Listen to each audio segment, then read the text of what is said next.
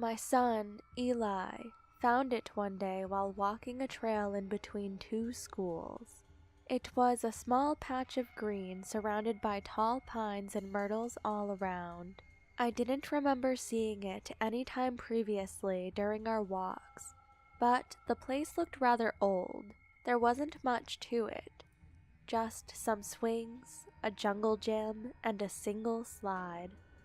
But Eli wanted to go and play immediately. Something about the place felt immediately wrong to me.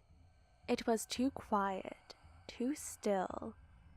There was a slow fog drifting along the grass. "Eli, be careful," I called out. Of course, being only 3.5, he didn't listen.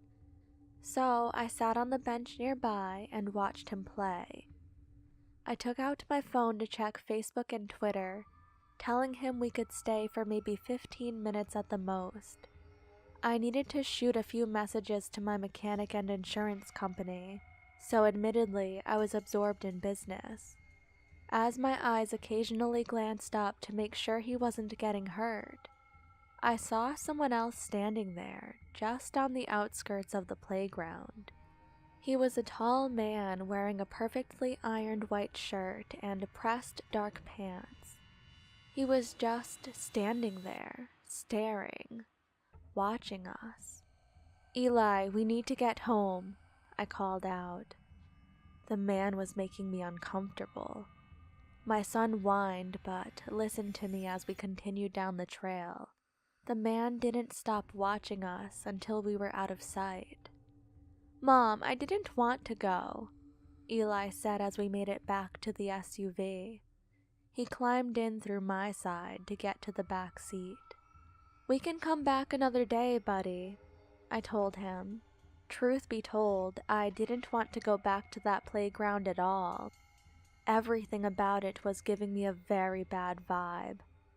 But I don't like lying to Eli, and I figured that as long as the weird guy wasn't there, it would be harmless.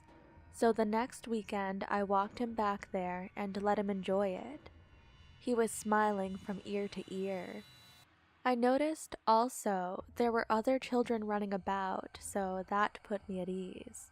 But then, as I watched, I also noticed that none of their parents were there.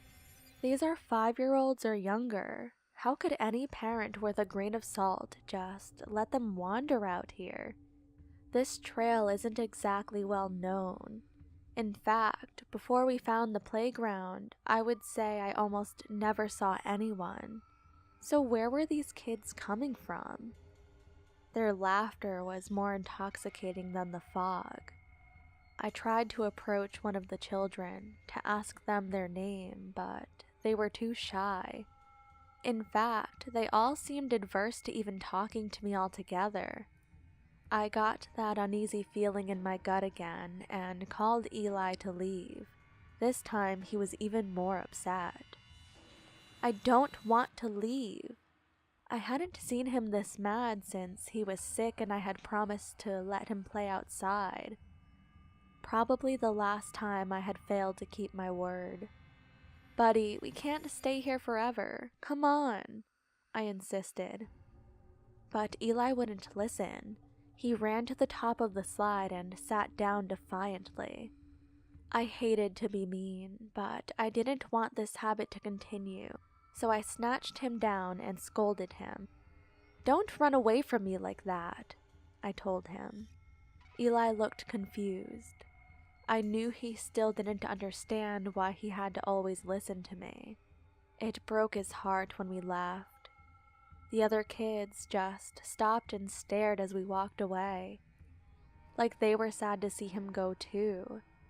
Another day, Eli told me that he missed his friends. "Which ones, sweetie?" I asked. "At the hidden playground," he said. The name he gave it was disconcerting but fitting given the fact that it did seem hard to find.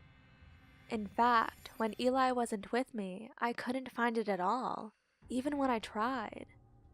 "I don't think we should go back there again, Bud. It doesn't seem safe. That equipment is rather old, I told him. I tried to reach a compromise and tell him I could take him to one of the other parks around town, but Eli wouldn't listen. "It's special," he whined. He was getting to be temperamental, and as much as I wanted to make him happy, my instincts told me to put my foot down. "I just want you to be safe," I told him as he cried in my arms. Eli didn't talk to me for a few days.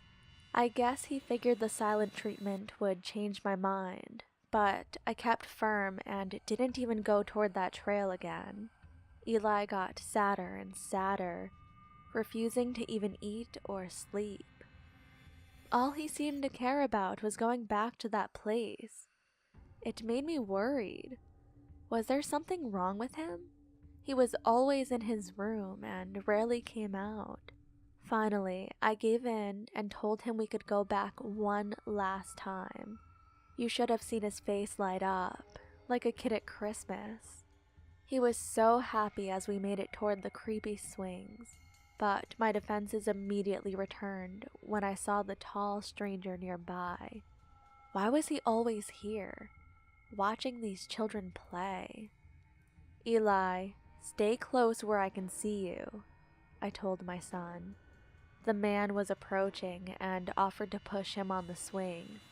"Don't touch my boy," I warned the stranger.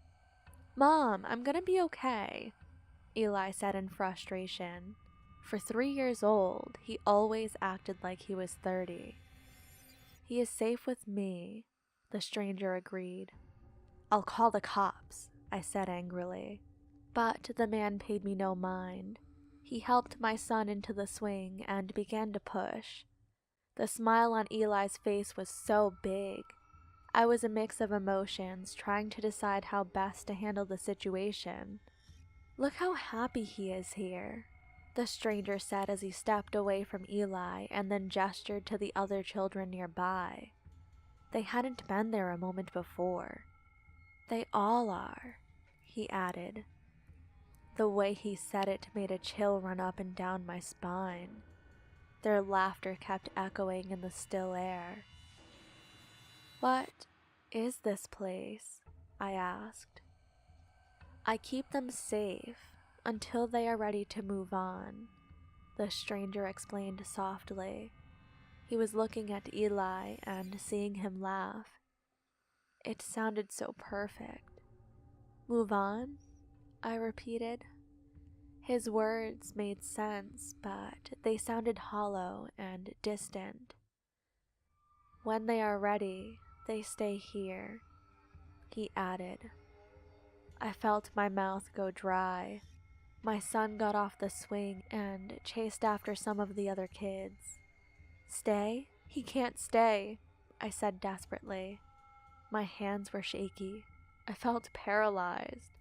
I called Eli to leave, but he wouldn't listen. "It's okay to let go," the man insisted. He touched my hand and smiled. Eli ran up next to me and tugged at my pants. "Mommy, Mommy, there's a treehouse and a merry-go-round. Can I go, Mommy? Can I?" I don't think I can remember a time he was happier. I got down on my knees and ruffled his hair. Under the hairline, I saw the scar that ran across his head from where the car had struck him. The truth hit me like a ton of bricks, and tears welled up in my eyes. It was time to let go. "Sure, bud. Go, have fun." He hugged me as tight as he could and then ran toward the tree line. The man followed behind and then nodded toward me in thanks. A moment later, they were gone. I stood there a moment longer, transfixed by the sights I had just seen, watching as the swings and the slides faded away, until nothing was left besides the green grass. I go by there from time to time now to lay flowers down. Sometimes I see another parent doing the same, and we share a bond of silence over our loss. And sometimes I hear the children laughing, and I know they are where they are meant to be. Thank you so much for listening, and thank you to the incredible authors that allow me to narrate their stories. This author's links will be in the description. Feel free to send me your own scary story at the email on the screen. And until next time, sleep tight.